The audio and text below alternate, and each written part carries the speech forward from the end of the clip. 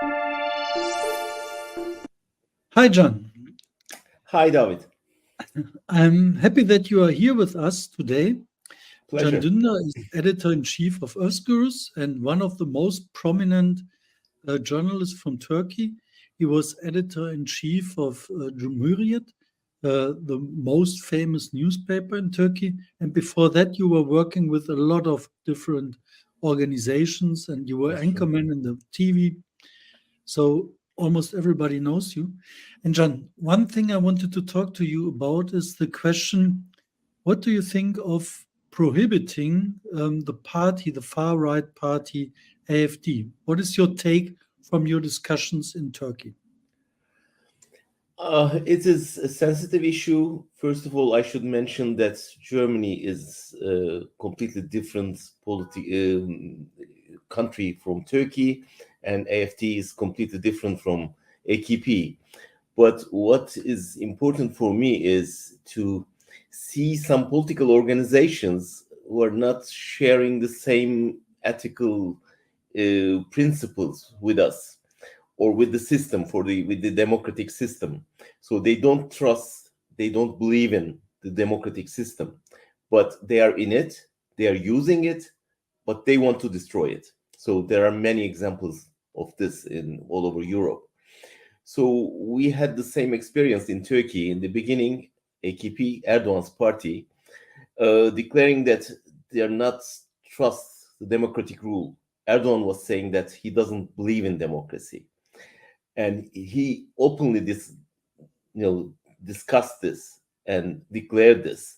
And he said, "I don't believe in democracy. I don't trust democracy." But he was using democracy, and he was the mayor of Istanbul back then. And with the elections in 2001, they create this new party, and just 1 year later, they won the election and came to power. And even then, we were discussing what should we do then, because we have a party and running the country, but they don't trust democracy. But using the electoral system, they came to power. And most of us, including me, was believing that they should have a saying in the democratic system, because democracy should be so powerful to even tolerate the voices against democracy.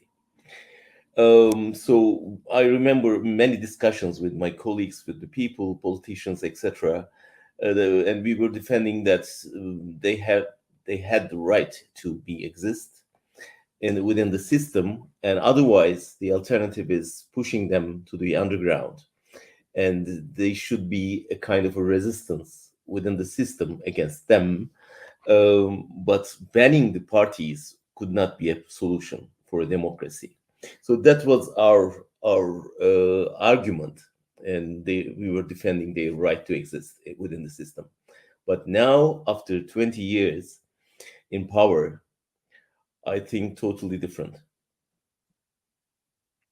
You say that after the experience, you think it was right when the time was right in 2001 or 2002 to prohibit the party. Would it have been possible to prevent Erdogan with this step to come to power? Not come to power, but I mean, in the power, the first years in his administration, he was almost destroying the whole system. He was really radical, but he had the backing of Western countries. But the army was very critical position back then, and they were really attacking AKP, and they were trying to ban the party. And it was a very difficult situation for us. Imagine, on the one hand, you have military, on the other hand, the Islamists. So you are stuck in between. And supporting the army would be weird for civilians. How can you support a military government? But on the other hand, the Islamists, there was no other choice between the two.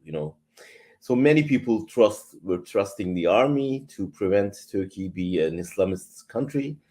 but the Islamists were against the army, and we were really against both of them. So, I mean, which one you choose, a military government or a police state? So there was no difference between the two.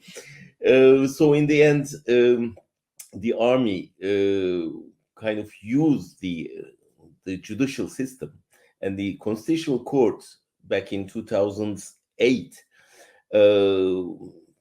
made a file against the party, and they wanted to shut down the party. And the claim was AKP has become the center of the activities against the whole system, the secular system. That was the accusation. And in the end, we were again fighting against this decision because, I mean, how come a democracy cannot tolerate a party elected by the people? So that was our argument.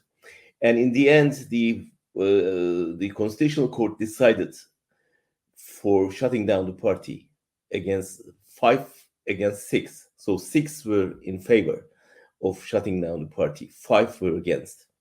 But it was not enough. They need, I guess, 60%, or 3 and 2, whatever. So it was not enough. So they didn't shut down the party. But now Erdogan is shutting down the Constitutional Court. Nowadays, this is on the agenda in Turkey. Imagine, I mean, they were discussing shutting down the party, and now Erdogan is kind of getting his revenge. Now we see that if you don't have a powerful civil society, if you don't have powerful judicial system, if you don't have strong media, in the lack of democratic institutions like parliament, judicial system, and civil society, democracy is weak, cannot defend itself against those radicals. Of course, Germany is totally different story, but I can see that people, take it for granted that democracy can live forever. This is not the case. Democracy has to be powerful enough to defend itself. And I cannot see that trust in Germany at the moment. But what, from my point of view, is very interesting that back then you had the point of view where you said, okay, the democracy can grow only in this conflict and must survive in this conflict against the AKP and learn by this how to be resilient. And what I see in Germany right now is a little bit losing the trust in the institutions. Yeah. And Germany itself is under attack from so many different angles that it might be also that we say, Germany is still strong in the civil society sector. And on the other hand, the institutions are pretty strong. But who knows, when the AfD would be in charge, will it be enough? And this is very dangerous. You said you changed your mind. What made you change your mind? I came to Germany. I was fired. I was kicked off from the country. In the end, we lost the game. I mean, this was not a democratic game because he used his power to destroy democracy. And there's no judicial system anymore. So he can easily call the judges and, make the decision from the palace. So then we saw that the institutions were so fragile. And, I mean, he destroyed the army. He destroyed the political parties. Parliament is not there anymore. I mean, they are not powerful anymore. And you cannot trust, if you don't trust the judges, how come you can survive? Yeah. And then in Turkey, the army was also pretty strong. I mean, there were a couple of coup d'etats, so the army should be strong. It couldn't to be strong. Then he found a way to destroy the army. It's a long story, but together with the Gülenists, they create some conspiracies and some plots, and the army dissolved. And now all the generals are in the hands of Erdogan. So after the last military coup attempt, he smashed the whole resistance by the army. and he is controlling the police force, army, intelligence service, media, academic, universities, parliament, you name it, he has it. And there is no other way that we can survive. Other parties. When So was the imagine, right time? Sorry, when would have been the right time to prohibit his party? I guess, I mean, the resilience is really important, but their democracy has to have some rules, right? I mean, and people, together with the parties, should respect those rules. If you see any change in this, you should ask them to correct, So, I mean, um, we have some rules and regulations, and media is one of them. Independent judiciary is one of them. Respect to parliamentarian system is one of them. Human rights issues, So we have, let's say, 10 principles, basic principles. If any party don't trust this, and we cannot agree with this, you cannot argue, you cannot discuss. You have to do something against this. We were trying to, correct this. We were trying to convince them that democracy is the best. We were trying to, convince them that the others should have a saying.